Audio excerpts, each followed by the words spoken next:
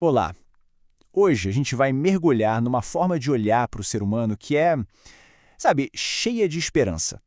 Não é sobre uma teoria complicada, mas sobre uma perspectiva que acredita no nosso potencial. E tudo começa com uma pergunta bem simples.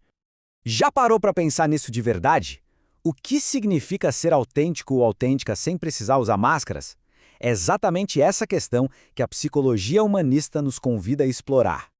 Mas para a gente entender o tamanho da revolução que o humanismo causou, precisamos voltar um pouquinho no tempo. Naquela época, o retrato que a psicologia pintava da gente, bem, parecia que estava faltando umas peças importantes.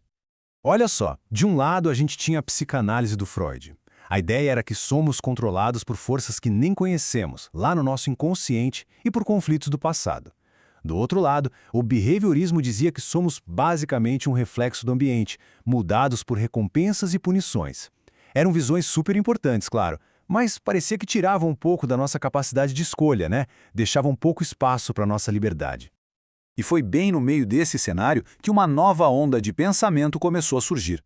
Uma alternativa bem mais otimista, que acabou ficando conhecida como a terceira força da psicologia. Caras como Carl Rogers e Abraham Maslow olharam para tudo isso e sentiram que faltava o essencial, a nossa capacidade de escolher, de crescer, de buscar um propósito. Eles disseram, espera aí, a experiência de ser humano é muito, mas muito mais rica do que isso. E essa frase do Carl Rogers, ele é o coração de tudo. Ela diz que lá no fundo, na nossa essência, existe uma força, um impulso natural que nos empurra sempre para frente, para o crescimento. Esse impulso fundamental tem um nome, e entender como ele funciona é como encontrar a chave para destravar o nosso potencial.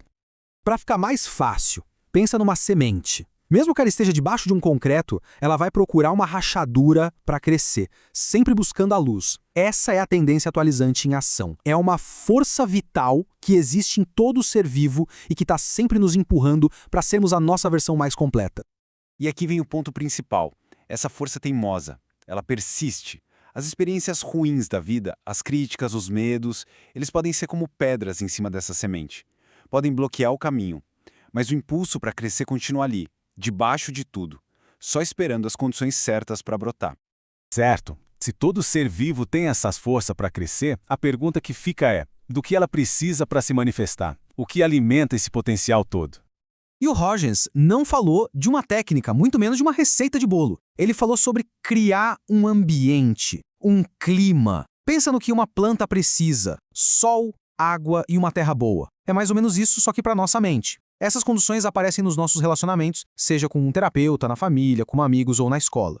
Na verdade, mais do que passos, são 3 atitudes que andam juntas. A primeira é a genuinidade. É sobre ser de verdade, sem máscaras. A segunda é a consideração positiva incondicional. Sabe aquele amigo que te apoia e te valoriza pelo que você é, mesmo quando você erra? É isso. Não é concordar com tudo, mas é valorizar a pessoa. E a terceira é a compreensão empática, que é aquela coisa rara de tentar de verdade e enxergar o mundo com os olhos do outro, sem julgar.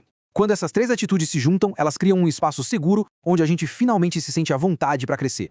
E é aqui que a gente entende o problema que esse clima ajuda a resolver, a tal da incongruência. Ela acontece justamente quando a gente não recebe essa aceitação e empatia. A gente começa a criar máscaras para ser aceito. É aquele abismo entre quem sentimos que somos por dentro e a pessoa que achamos que precisamos ser para o mundo. Essa tensão gera ansiedade e aquela sensação de não se conhecer mais. O objetivo, então, é diminuir essa distância, é integrar a máscara ao rosto real. Ok, então se a tendência atualizante é a jornada, qual seria o destino? Outro gigante do humanismo, o Abraham Maslow, deu um nome para isso. A autorrealização é o florescer completo daquela semente. Mas atenção, não é sobre perfeição, tá? É sobre viver de forma plena, usando todo o nosso potencial. É um processo, um movimento contínuo de se tornar cada vez mais quem a gente é, na essência. O Maslow estudou pessoas que ele considerava autorrealizadas, tipo Albert Einstein e a Eleanor Roosevelt. E ele não encontrou gente perfeita, mas sim pessoas com características em comum. Elas viam a realidade de forma mais clara, se aceitavam como eram e tinham uma criatividade que aplicavam em tudo na vida. O mais interessante é que elas não eram sobre-humanas, pelo contrário, elas eram profundamente humanas. Tá legal. Mas como que tudo isso se aplica fora de um consultório? Como a gente traz esses conceitos para o nosso dia a dia? A beleza da abordagem humanista é justamente essa. Ela vai muito além da terapia. Ela oferece uma filosofia de vida, uma maneira de se relacionar com a gente mesmo e com os outros que ajuda todo mundo a crescer. E a gente vê isso em todo lugar. Pensa na educação. Um professor que incentiva a curiosidade em vez de só decorar a matéria, está criando esse clima de crescimento. Na criação dos filhos, é amar a criança por quem ela é, não por quem a gente gostaria que ela fosse. Nos relacionamentos, é ouvir com empatia de verdade, para entender o outro, e não só para preparar a nossa resposta. E no nosso crescimento, é como a Frida Kahlo, que pintava não pelo aplauso, mas pela necessidade de se expressar. Isso é viver de uma forma mais humanista. E com isso, a gente volta para a ideia da semente.